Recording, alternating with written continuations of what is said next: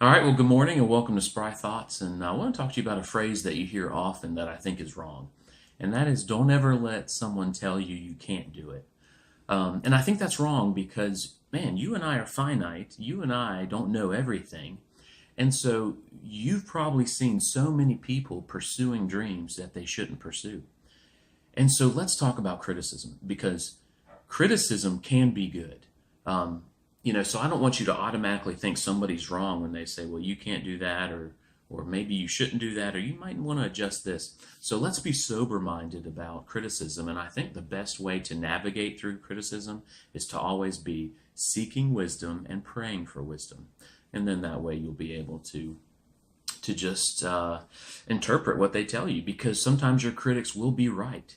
You either need to quit what you're doing and pursue something else, or they'll be partially right, or if they're just criticizing a particular thing you're doing, then that's going to help you be better.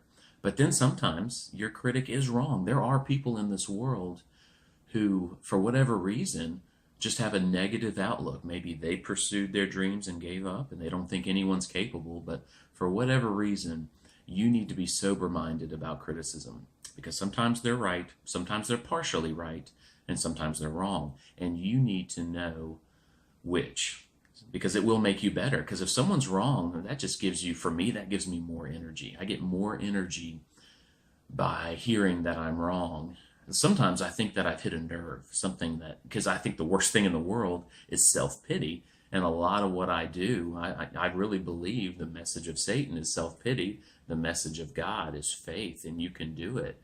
And man, and it's about God is about worrying about other people, not about yourself. So I think a lot of times I hit that nerve of self pity, and I like it, and it strengthens me when someone criticizes and they don't like what I'm doing, because I believe I'm actually fighting Satan by fighting self pity. So may you know how to navigate criticism, because it's a beautiful thing, especially if it humbles you. Humility is beautiful, not a prideful humility that doesn't pursue big things, but a very caring and self-analyzing humility is a good thing. So may you know how to navigate criticism.